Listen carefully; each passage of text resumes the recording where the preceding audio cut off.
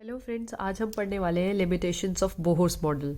Actually Bohr's model तो एक अपने आप में बड़ी डिस्कवरी थी, क्योंकि ये हमें क्लियर करता था पूरे स्ट्रक्चर ऑफ एटम के बारे में, पूरी पिक्चर को। मतलब जितना भी रदरफोर्ड सर ने दिया था, जितना भी जे थॉमसन ने दिया था, उसके अलावा उन सब का कंक्लूजन बनाते हुए नील बोहर सर ने हमें पूरा का पूरा एटॉमिक स्ट्रक्चर डिफाइन कर दिया एक वेल मैनर्ड वे में, right.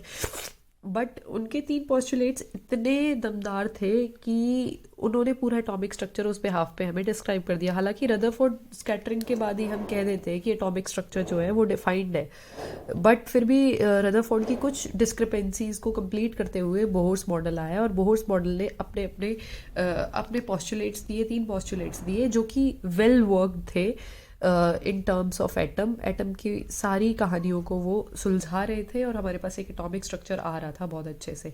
But there was some few points जिनके लिए बोहर्स मॉडल जो है एप्लीकेबल नहीं था। अब देखो, एटॉमिक स्ट्रक्चर उन्होंने बहुत अच्छे से समझा दिया क्या है क्या नहीं है, लेकिन बोहर्स मॉडल में भी कुछ ऐसी चीज़ें थी, उनके पॉस्टुलेट्स में ही कुछ ऐसी चीज़ें थी जो हमें क्लियर नहीं हो पा रही थी। देखो, पहली चीज़ तो क्या थी कि ये मॉडल सिर्फ हाइड्रोजन एटम, क्योंकि उस समय हम सिर्फ हाइड्रोजन एटम को ही एक बेसिस मानकर चल रहे थे, क्योंकि उसमें एक प्रोटॉन और एक इलेक्ट्रॉन होता है, तो it is very simple, simple atom, right. तो इससे आसान हमें कोई एलिमेंट मिला नहीं, और हमने इस पे स्टडी किया तो इसके लिए तो सारी चीज़ें आसान थी, इसका स्पेक्ट्रम बनाना भी आसान था। हाइड्रोजन लाइक एटम जैसे लिथियम+2 या हीलियम+1, राइट, इस तरीके के एटम्स को हम आराम से स्टडी कर पा रहे थे by Bohr's model. But higher atoms, जैसे मैं सिर्फ हीलियम के बारे में बात करूँ, कॉम्प्लेक्स एटम हो गया, या उससे और हायर नाइट्रोजन, फॉस्फोरस, इस तरीके के जो हमारे पास एटम्स थे, जो एलिमेंट्स थे, उनके एटम्स को हम स्टडी नहीं कर पा रहे थे अकॉर्डिंग टू बोर्स मॉडल, क्योंकि बोर्स मॉडल सिर्फ बात करता है एटॉमिक अट्रैक्शन के बारे में, इंटर इलेक्ट्रॉनिक अट्रैक्शन, जो कि होती है हमारे न्यूक्लियस के अंदर। जो प्रोटॉन्स प्रेजेंट होते हैं, पॉजिटिव चार्ज पार्टिकल्स प्रेजेंट होते हैं, और जो इलेक्ट्रॉन्स हमारे रिवॉल्व कर रहे होते हैं उनके चारों, उनके बीच के इंटरेक्शन के बारे में बात करती है।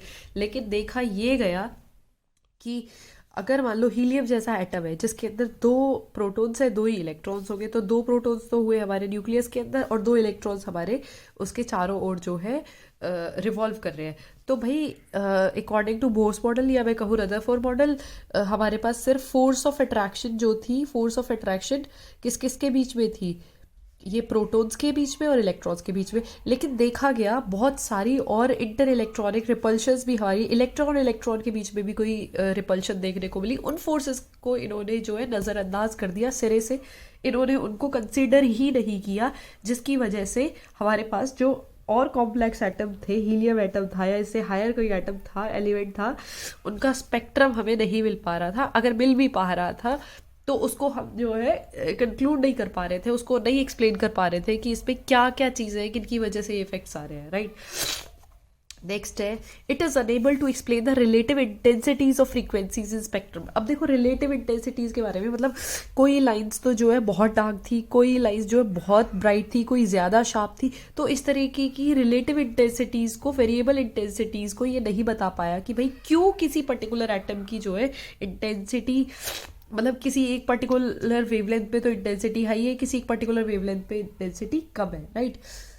Another one is not explain the wave nature. भाई बोहर्स मॉडल ने वेव नेचर के बारे में कुछ नहीं कहा, उन्होंने इलेक्ट्रॉन को पार्टिकल मान के किया, और उसके बिहाफ पे उन्होंने अपने पॉस्टुलेट्स डिफाइन करे, लेकिन ये काफ़ी नहीं था। वेव नेचर के बारे में इन्होंने, जो कि हमें डी ब्रॉगली आगे जाके बताते हैं कि वेव नेचर भी होता है, ड्यूअल नेचर होता है एक्चुअली इलेक्ट्रॉन का, तो उस बारे में हमें नहीं पता चला through the Bohr's model, right.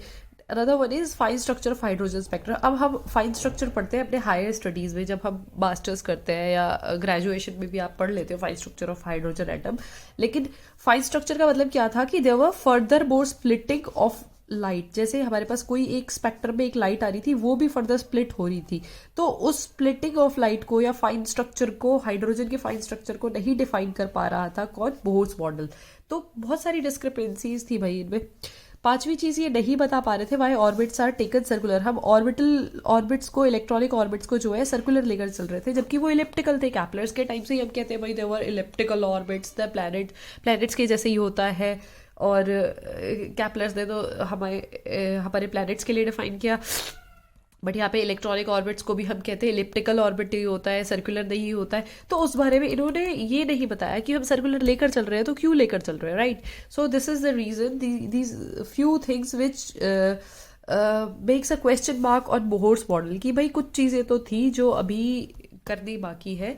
So thank you, thanks for watching. For more videos like and subscribe my channel physics Dzire.